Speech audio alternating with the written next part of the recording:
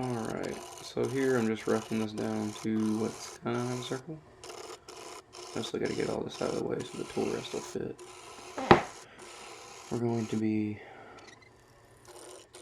wheeling that down to, I want to say it was like 1.1 inches or 1.11 or something. And that's for the ferrule, which is just a copper fitting to fit over.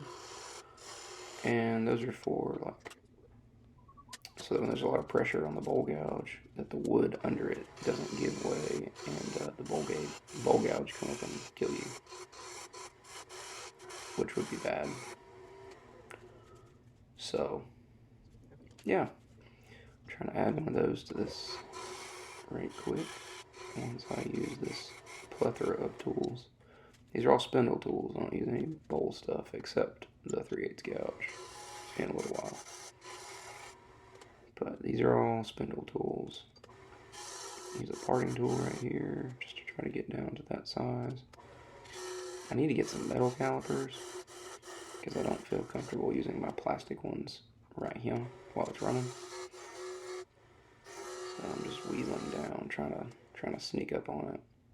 And I went a little too small, but it's okay. I filled it with epoxy and it works just fine. There will probably be a post later tonight on, well, tonight, 2 weeks ago, whatever. I'm probably looking for something that I lost, or who knows. But while I'm doing that, this video will go up for my patrons tonight, which is April 16th. Hush, woman.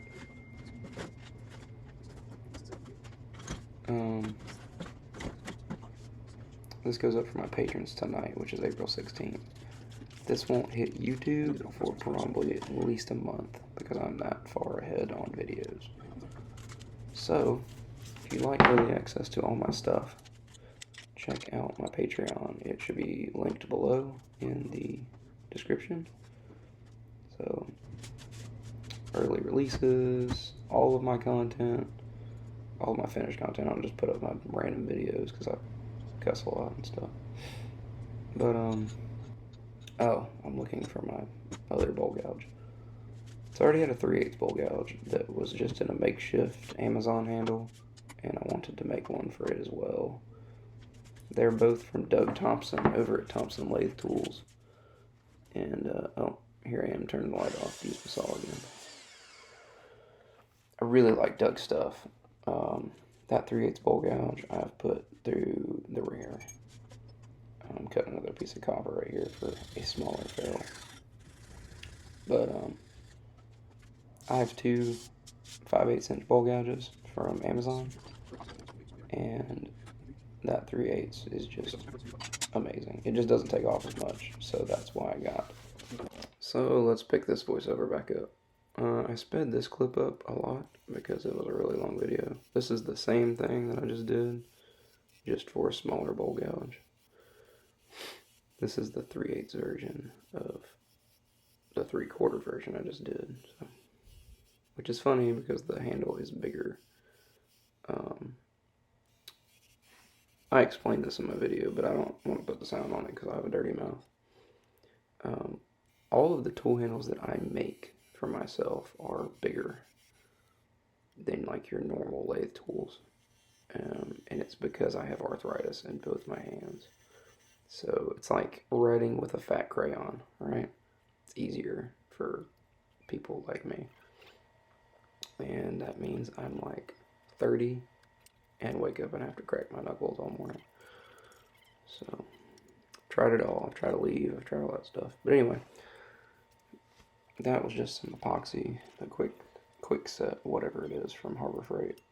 It dries in 5 minutes. It's pretty awesome. So I'm putting the ferrule on the big handle right there in just a second. Basically filling some space because I got the handle a little too small. So it took up a lot of room. So we're good. They both turned out alright. We're just going to shape this handle, knock these corners off, get some fancy little whatever's in the end up there by the ferrule. Anyway, and I cut this one off a little bit because of the chuck. Probably should have done what I did to the other one and put it between centers. See, I'm just chopping down like 1.5 inches, which this gouge doesn't have to have like a super long handle because it's just a little 3/8, kind of a detail-y bowl gouge. But it doesn't really matter what's at the business end of it. Your hand goes way back here, which, as you see, I'm seeing if it makes my hand feel good. But I'm about to see something. That's my little spindle gouge. It's like super little, like 1/4 inch, but it can get real tight in there like that. Let's go find our sandpaper. It's not really sandpaper, that's that Diablo stuff. It's the net. You can shake it out, blow it out, whatever. I think I've been using the same 3 pieces of sandpaper for like a month. I use them on my random orbit sander. I use for like signs and stuff for my CNC. I mean, you name it, I use it for it. But I use the 180 or the 120, 220, 320 progression. Put some old Howard's feed and wax on there. Try not to get sprayed in the face because it says, if it comes in contact with your eyes, call the CDC. And I didn't want to do that tonight. So here we are. We're going to knock the speed down a little bit to 320 20, I think. I have a pulley lathe, so I have to change the speeds by hand. Not like these fancy variable speed lathes that I want. But let's get that off. It takes me a second. Put the Jacobs chuck back in with the sander. Nib that off. And make sandpaper stuff. I love using my sander for this. Knock the edges off that ferrule. But I love using my sander like this. Makes everything nice and easy. Cool. Looks like a good fit. Let's do the next one. So I thought better of this. I put it in and I'll take it right back out. I decided to turn this one between centers, which just means I put a 4-prong drive spur in there, cranked it over, and it gives me more room to work. So let's knock the corners off that one, get it around, probably make funny faces back behind my face mask.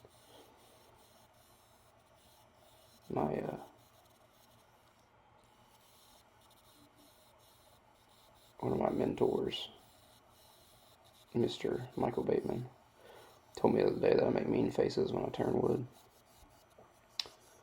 So I probably do because I don't want to get hit in the face. I feel like if I scare the wood enough, it won't hit me. But anyway, I didn't have a plan for either of these. I just knew I wanted it to be bigger than a normal handle. Here I'm test fitting it a little bit. But this right here turned into what kind of looks like a little billy club tire checker, which is kind of cool because I'm a cop. I really wish my phone would quit going off. But, you know, whatever. When the wife snaps, you respond, right? Again, 120, 220, 320. And then some old Howard's Feed and Wax makes it all pretty. This is red oak, so another reason I left them pretty thick is because it needs to be heavy. Just for my sake. But that's going to be awesome looking when everything gets going. Here's where I'm about to put the old epoxy on real quick. Whew, dramatic sawdust blow.